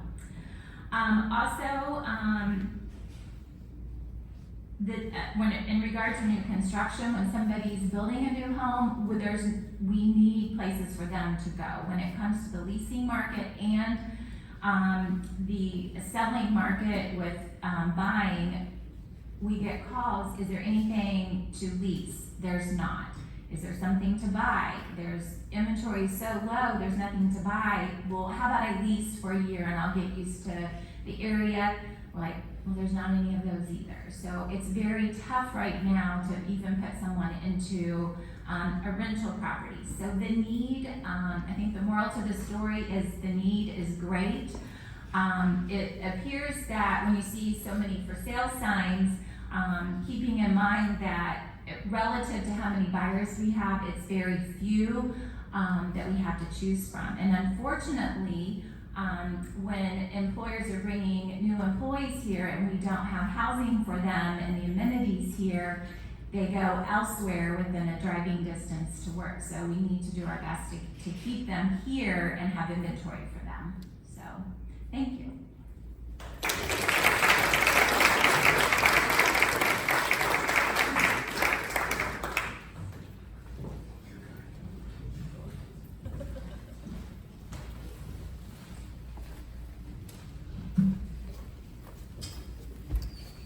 There I am. So good morning. So, who's excited to talk about rising prices and affordability? Is it just me? So, we're going to talk about that a little bit today. I'm Craig Allen with KTL Performance Mortgage, local mortgage broker, based out of Greenville, Ohio, but we have an office here in Richmond that I'm the branch manager of. Also, on the executive leadership team, there's some other things. I'm from Randolph County originally, live in Wayne County. I serve at the YMCA board as the board president here in Wayne County, and then on our daycare board as well. When Melissa asked me to speak on this topic, I thought to myself, well, that's super easy. What's affordable today? Nothing. Not eggs, not milk, definitely not rent. But I'm kidding for the most part. So, thought we'd dive in and just talk about what does affordable mean. A lot of times when we hear the word affordable, we start to think low income. We start to think that the old definition of what affordable housing meant. The U.S. Department of Housing and Urban Development, also known as HUD, defines affordable housing as that which requires less than 30% of the occupant's gross monthly income for their payment or rent plus utilities. So if the occupant's income was $5,000 a month or $60,000 a year, affordable would be a $1,500 a month payment for housing needs. So for the cost of the housing plus the utilities. That doesn't translate though to lending requirements or what's affordable from a lending perspective. So while each loan type that we deal with, whether it's VA, FHA, USDA, or conventional, has different thresholds that they'll allow and tolerances based on risk essentially, doesn't have to be that the housing payment is under 30% of the occupant's income. It also doesn't have to be that the utilities are included in that calculation. We operate off gross monthly income, therefore, offering, or keeping room for, payroll deduction, tax items, and then utilities and things of that nature.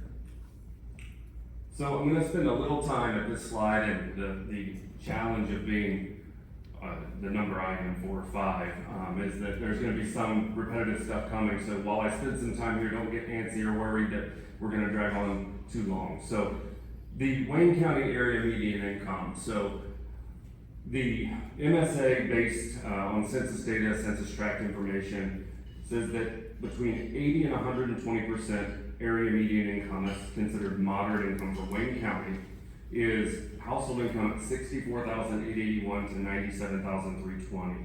So that's 80% to 120. 50 to 80% of the area median income, the 100% mark is 81.1 basically in Wayne County.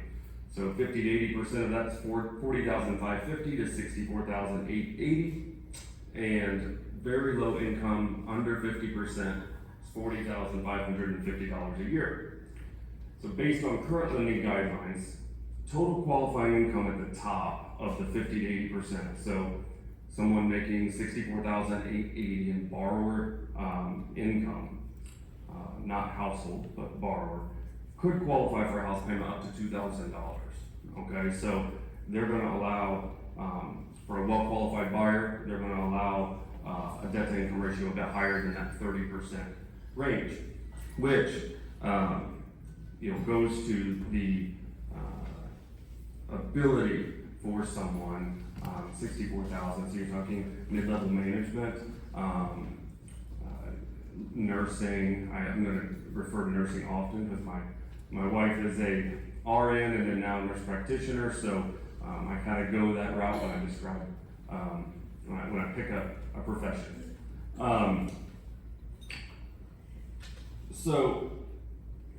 The reason that these income categories are important from a lending standpoint is that Fannie Mae and Freddie Mac have affordable lending products, okay? So these are products where the LLPA, the loan level price adjustments, are waived for the credit score. So effectively, a person that has a 640 credit score, the impact to the interest rate that they would experience on a traditional, just conventional loan is going to be waived. So their hit is going to be equal to a person that's got a 720 credit score. So that being waived really makes a more affordable payment and gives an opportunity for folks, at those very low, and moderate income thresholds to be able to purchase a home and as we'll see in a minute, build some wealth. Eric, you asked a question earlier, and I thought it was interesting. We keep hearing that there's this massive need for employees, and we've got to attract talent, and yet we have a high poverty rate. So I just wonder, population growth, I suppose, brings down that average maybe a bit. That's not to say that that folks that are experiencing that poverty level need housing. Of course they do. But I wonder also about just encouraging workforce participation and what percentage that could get to if we were able to do that a little maybe more effectively. Structural undersupply of housing. I'm going to go through this quick because we've had that point made, right? So housing is undersupplied. It's caused prices to rise. This chart shows you that from 1939 or earlier, the far left, all the way to 2020 to 2029, we're currently building essentially World War II levels of homes, and that's the expectation. So we obviously have a much greater need than that. We've got to find ways to get homes built across all types of homes. Here's one of the reasons why. So the gold colored bars there represent folks that are in the age range of 26 to 34, and those are going to be target or primary first time home buyers. That represents about 50 million people that are coming into when the home buying age, want to become homeowners. Holding a lot of that real estate is folks that are in that boomer range, and a lot of that has to do with, we call it the lock-in effect. It's kind of a buzz term that's gone around recently. Folks have rates that were in the 2s and 3s from the 2020 to 2022 time frame, where rates went historically low. Lots of folks refinanced, and now they're holding on to that because, again, who in their right mind, somebody said earlier, I think it was Holly, said who in their right mind would trade a 2.5% rate for a 7% rate. It's not going to happen. There is a level at which people will come up. It tends to, the thinking tends to be like 5%. They'll go up double, but they're not going to absorb a triple of their interest rate. Why is homeownership important? So what does it mean? And I think part of this also goes to the question Eric had earlier. This is the housing component of net worth. So the bar that you see most predominantly, gold and blue, that gold represents a homeowner at different income levels. So under 26,000, 26 to 46, and so on. Under 26,000, 26 to 46, 46 to 74, homeowners, their ability to have net worth, okay, the predominant net worth is in their house, it's in their real estate. Renters, you start to see a little bit, maybe at the 74,000, you get a little bit of that green box, that green column. That is the renter's ability to have net worth. So if you're renting and you don't have, you don't own property, your net worth is gonna be 401k, other investments, things of that nature, savings.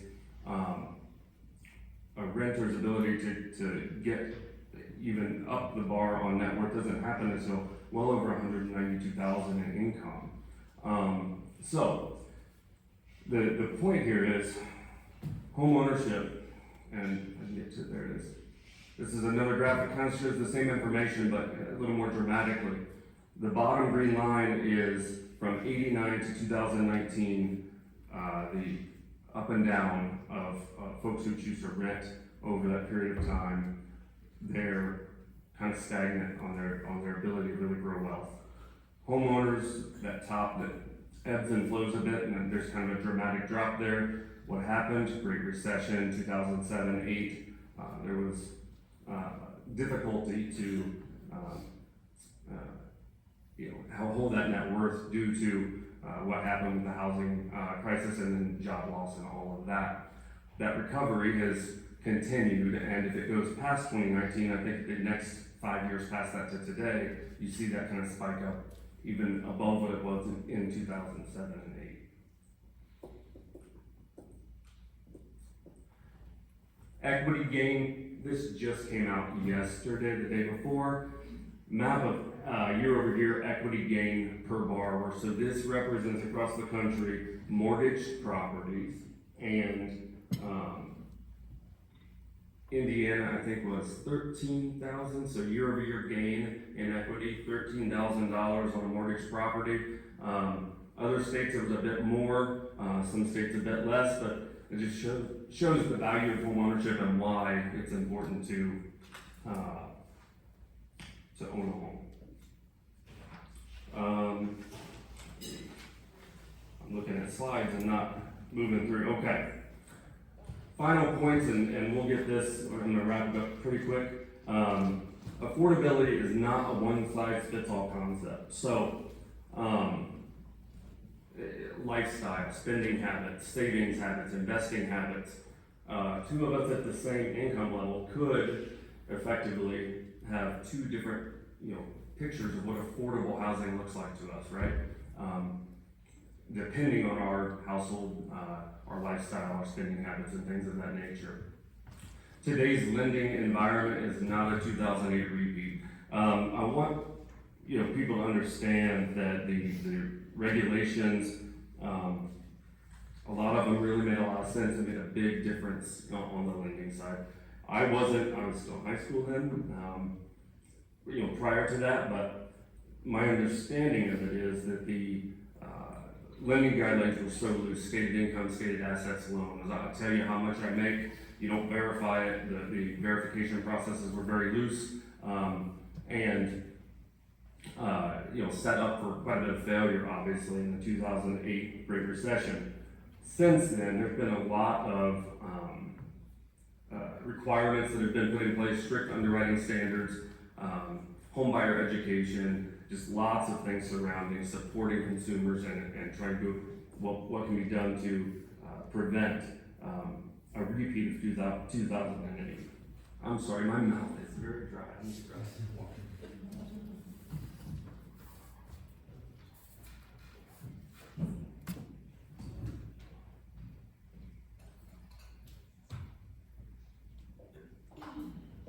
Oh, that's so much better.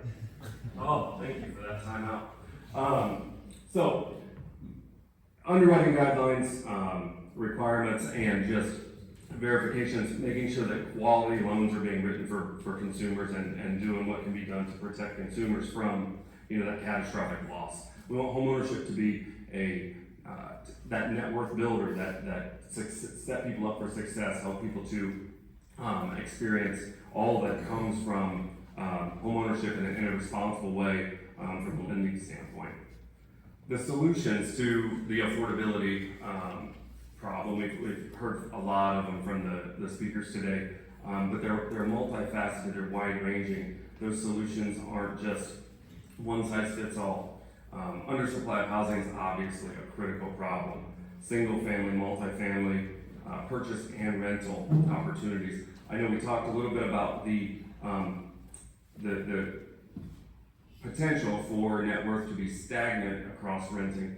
or folks that choose to rent. I do think that that shifts a little bit, probably moving forward. And there's obviously outliers to every, all the metrics that are presented. However, I feel really strongly that the data's there to suggest that single-family, multifamily purchase rental, bringing population in from outside areas, living here, having commuted to Indianapolis daily in my former life, and just hearing and seeing. We talked a little before we got started today about just the cost of living here. Daycare is one alone. It's a critical need across the country, especially across our state. However, the cost of daycare here, compared to if folks choose to live in Dayton, Indianapolis, Cincinnati, places that are commutable from here, it's incredibly affordable. There are so many different things that are to do in the Richmond area and within driving distance. We're well positioned geographically to be close to Dayton, Indianapolis, Cincinnati, Louisville, other areas if you want different things to do that are very drivable, and living here then to have the ease of movement, the less stress, less hassle that you might experience in a larger area. Supply and demand is going to continue to shape and impact the cost and benefits of homeownership. This is kind of inverted, I think. Often when easing of monetary policy happens, it tends to lower interest rates. And lower interest rates should mean really good things, right? And it does, except that when inventory is so incredibly tight, it has a little bit of an inversion effect. So that pin-up demand is there, but it's likely to increase prices, which is a good thing. We want equity. Homeowners, build equity, that's a good thing. But then the cost and the affordability piece is affected negatively because all those folks who sat on the sidelines and waited for the opportunity for rates to drop to buy, now they're all flooding the market again. And that was kind of 2020, 2021, where a lot of folks, bidding wars were happening. It was wild time. And then refinance was happening on top of it. So the net effect on affordability may prove negative for those who are waiting. So I saw, and I'll finish with this, I saw a person in Florida. So I'm licensed in Indiana, Ohio, Kentucky, and Florida. So I work in several different markets. Saw a person in Florida who commented and said we need to be encouraging our pre-approved buyers to buy now while rates are high. And that sounded crazy if she stopped there, but she went on to say, because the competition they'll face, the price that they'll face for waiting when rates do drop will be unprecedented, and will price them and keep them on the sidelines moving forward for quite some time. So that is all I have for you guys. I hope I moved through it quickly enough, and we're going to move on to Sarah Mitchell.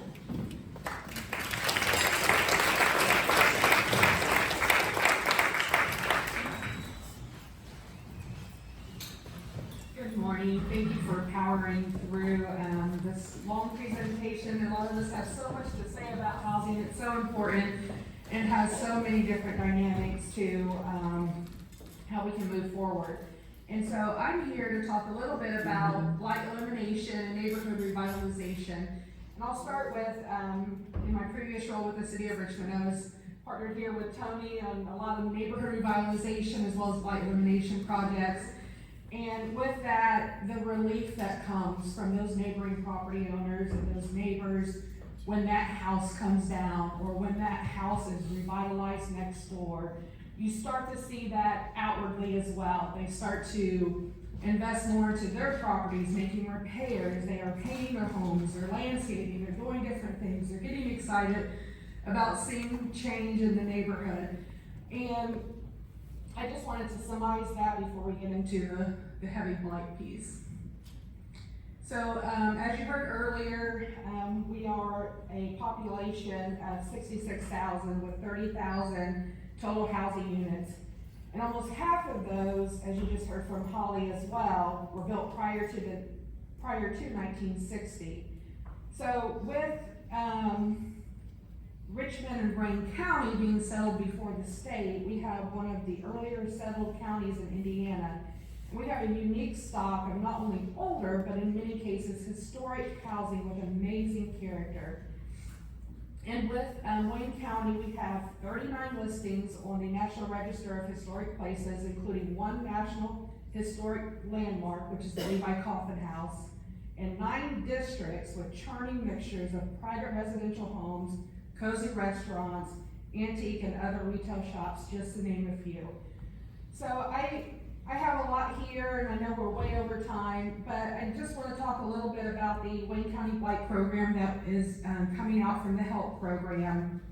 And it is to demolish blighted and abandoned residential structures that are beyond repair, with the overarching goal to stabilize property values in Wayne County communities.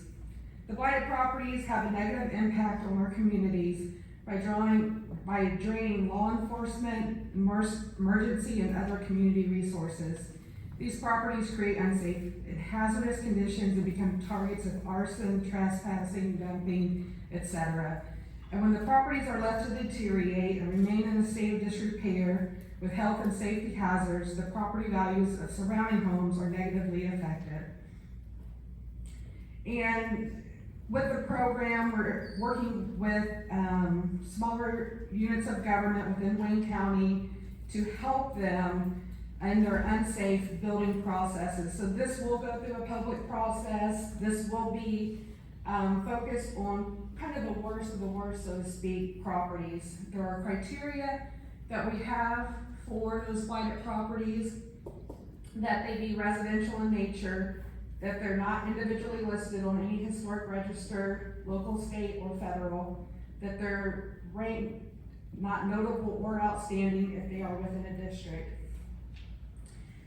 And they not be mixed use.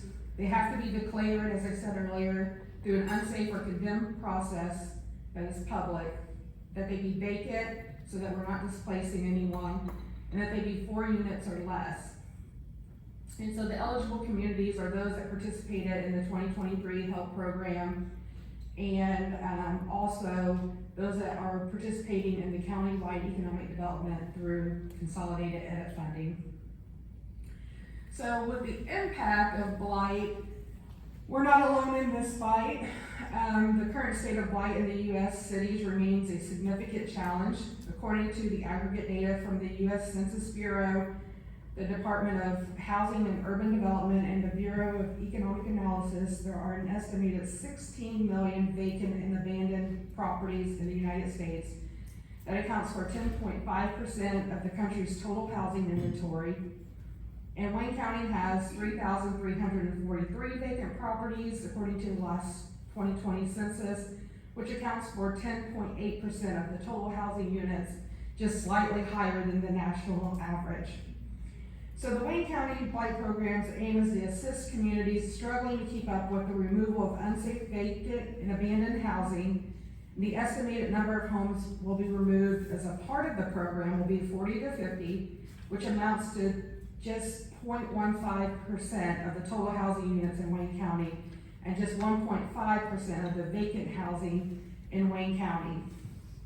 Now I want to share a little bit of information from the Center of Community Progress, which is a national not-for-profit dedicated to revitalizing vacant properties, and their focus is that vacant and blighted properties make people feel less safe and less proud of their neighborhoods, fueling further population loss. So if we're not keeping up with the blight removal, we're not keeping up revitalizing the neighborhoods, the blight continues.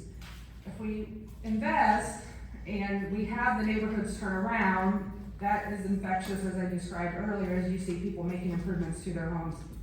So economic disinvestment, which leads to vacancy and deterioration, is the cause in many cases of blighted properties. And with the blighted properties, then you have neighborhoods where there are appraisal gaps. So for example, you go in and buy a home and it's $50,000. You've got to make $100,000 of improvements to that home to make it where someone would want to come in and live in the area. As I said earlier, a lot of people don't wanna live in these older homes, they don't know what they're getting into, you don't know what kind of repairs are there, but if it's a renovated older home, people are more likely to enter those markets. But when you do that, you spend $150,000 and the house appraises for $100,000, so there's these appraisal gaps that occur, which is a challenge. And with the appraisal gaps in these properties, it results in a market that is more attractive to investors than to owner occupiers. And so that hampers the market recovery and replaces home ownership with circumstances that are more likely to result in abandonment and disrepair. So addressing blight has both social and financial dividends, but the goal is to be a market catalyst and reset the neighborhood value. And that's hard to do when you're the first person in. So the significant economic, social, and environmental and safety effects of blight make it a critical issue for neighborhoods across the country to address. So here, looking at neighborhood revitalization, there are many ways that this can happen. As Holly mentioned earlier, you could go in and invest and redevelop, renovate single-family dwellings, multi-family dwellings. You can look at some vacant land infill, look at infill on lots that are in subdivisions that do currently exist. And let's see, sorry, I'm trying to breeze through this.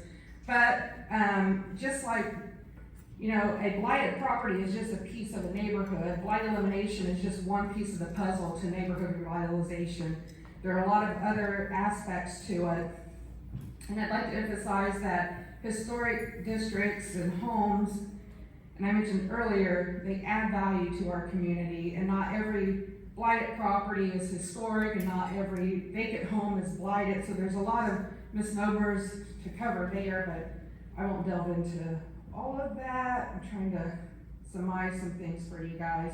But as you start to invest in these neighborhoods and start to see things happen, it tips the scale where people are looking more to investing into the areas.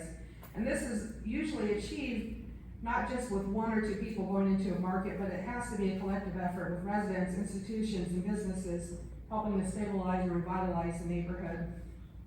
So as you're talking about infill, it's important to keep in mind that infill has a scale. You know, in some areas it's appropriate to come in and put an assisted living facility or missing middle housing, which is like your 2 to 4 unit apartments or townhome areas. There's also one-story neighborhoods, as we talked about earlier, where people want to come in, they don't want to have stairs, they don't want to deal with all of those issues. And then there's traditional 2-story neighborhoods where you can't go in and put a 1-story home in that neighborhood. It would be detrimental to the overall fabric and aesthetics of that area. So when you think about the scale, it's something to be keen on keeping it appropriate. And so in this area, we are fortunate in Wayne County to have several organizations in our community that are helping to champion some of these areas of reinvestment through owner-occupied rehab efforts, infill development, housing renovation, historic preservation and restoration, and increasing home ownership. But like a piece of all the puzzle that we've been talking about, something that we are missing are land banks, and Holly touched on this earlier, where this is a kind of a refuge point where we could put a lot of efforts together, bringing in the public realm, the private realm, cultural and arts, to get the right tenant mix, to get the right course of action set, where outside investment can be also coupled with all of these efforts so that people aren't upside down when they're going in and making the investments. So the Center for Community Progress estimates that 2023 there are 300 land banks and land bank programs operating throughout the country. And she touched earlier on what a land bank is, so I won't rehash a lot of that. But I do want to share a couple of examples. They've set pre-approved house plans for housing options that offer a range of contextually appropriate plans to individuals and developers that are interested in pursuing new construction and infill projects, which offset the costs and cover appraisal gaps. And many use a range of strategies to address properties, including demolition, rehabilitation, and the sale to responsible property owners. And they use these approaches to improve the quality of life for urban residents and create more vibrant and resilient communities. And so neighborhood revitalization can take many forms, and this is what a land bank can help to do, is help set a strategy in place to have a reuse and contextually appropriately reuse these property and neighborhoods to see some investment happen that can help to trickle down with neighborhood-led planning and implementation. Let's see.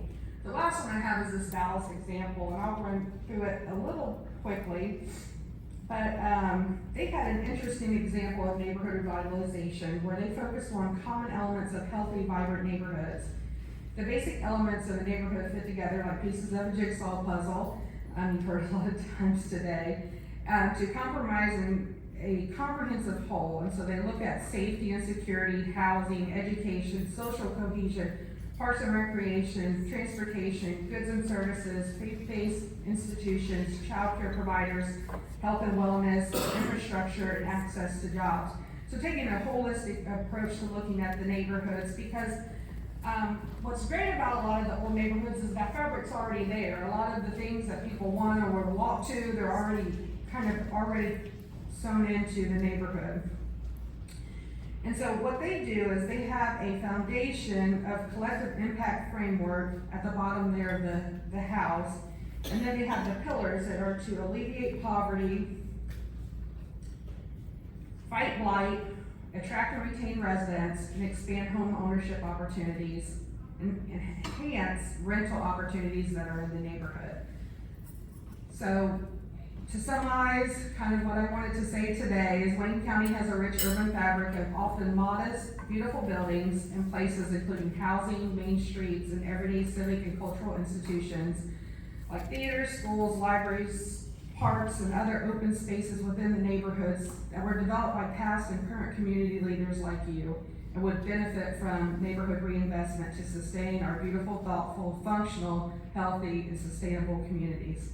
In summary, this is a heavy lift that would require many partners coming together to initiate the revitalization of many pieces of our neighborhoods, taken together in collaboration with collective vision and enthusiasm for the future.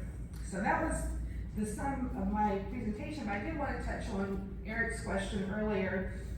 One of the challenges with the development of housing for affordable is that there's not a lot of land available within qualified census tracts, which is one of the criteria for the low-income housing tax credits that Chris touched on earlier. And there's not a lot of buildings that are of the scale that can be redeveloped for 40 to 60 units. So that is a challenge that we have. We have a great zoning ordinance, for example, in Richmond that would allow for a lot of developments like that, but the zoning district is not applied on the map.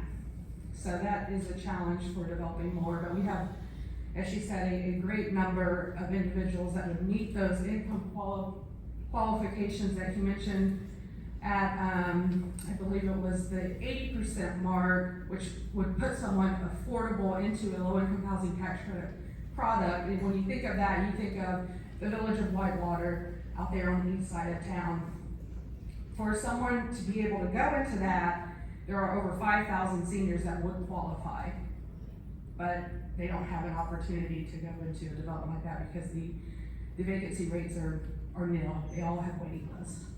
So, and I think there's questions, or we're way over time. I tried to go fast, so thank you.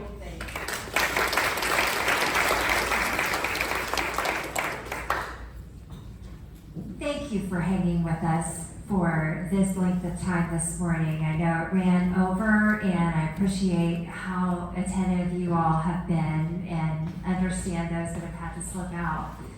I think rather than doing a group Q&A session, if it's okay with the panel, we will just ask you to hang around for a few minutes in case people want to interact and have further questions. Sound good?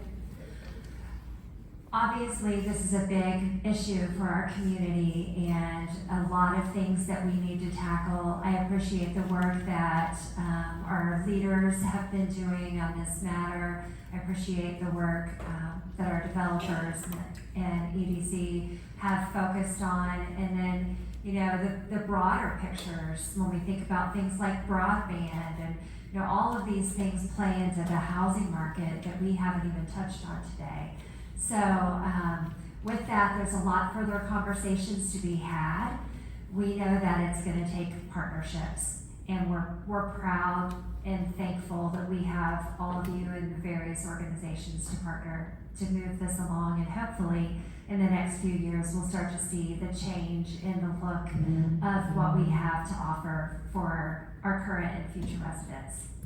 Have a great day.